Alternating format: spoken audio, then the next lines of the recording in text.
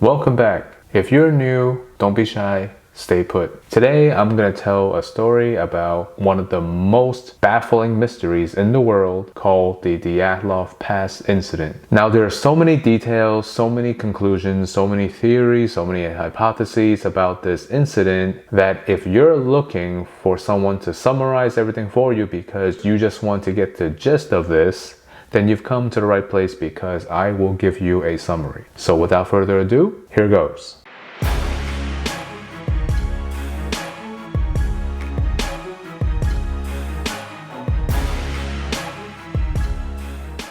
So this incident took place in 1959. Igor Dyatlov initially assembled 10 people on a skiing expedition somewhere in the Soviet Union. The group consisted of 8 men and 2 women. But before they started their journey, one of the men got really sick and he had to stay behind. So the rest of the 9 of them decided to move without him. The person who stayed behind, his name was Yuri Yudin. The group was doing this expedition so that they could achieve the highest certification level for hiking, mountaineering, rock climbing, and all related activities. The group had a map of where to go exactly, but due to worsening weather and low visibility, they got lost and they actually went off track. So to wait out the storm, they decided to set up camp on a slope on a mountain. Before this expedition, Igor gave Yuri a rough timeline on when he would send Yuri a telegram to confirm their safety. And when that timeline was not met, rescue efforts immediately ensued, and they found 9 bodies.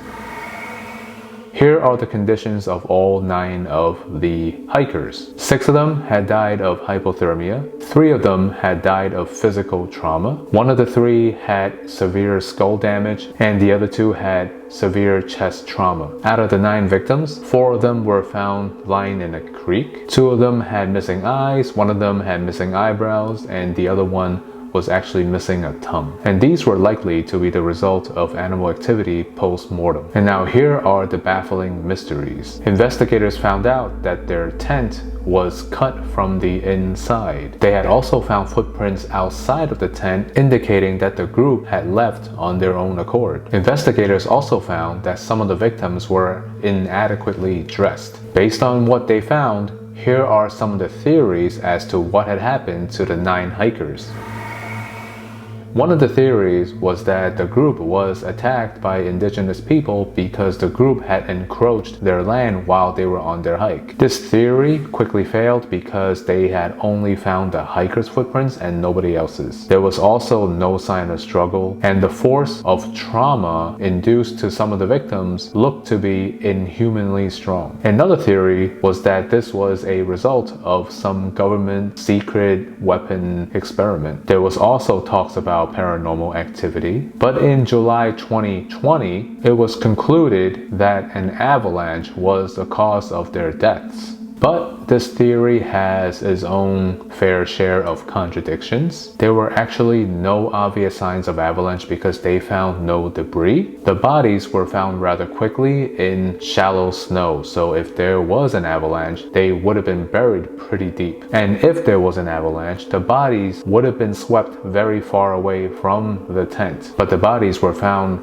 relatively close to their campsite. And if there was an avalanche, then tree lines would have been damaged, which they weren't. Since the group was full of experienced hikers, they would know not to set up camp in the path of a possible avalanche. The footprint patterns that they found on the scene were consistent of individuals walking in a relaxed manner and not consistent with individuals running away in panic. So if there was an avalanche, then the footprints would indicate that they were running away.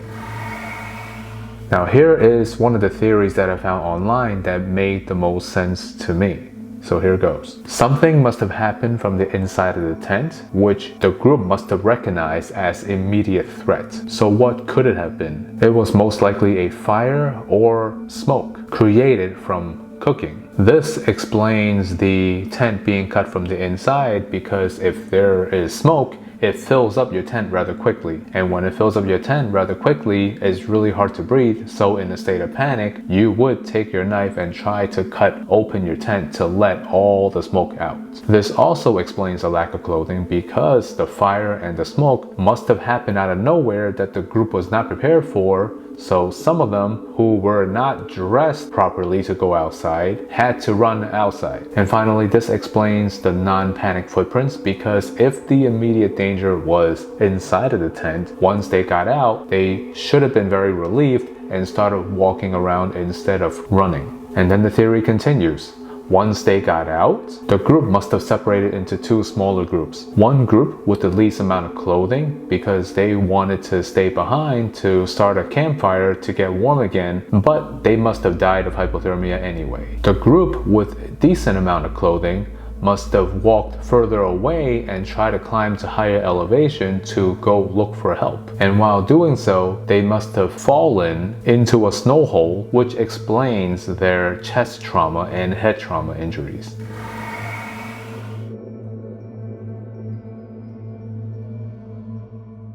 So that's the summary for the Dyatlov Pass incident. If you enjoyed that, please leave a like and subscribe, and don't forget to get back to work.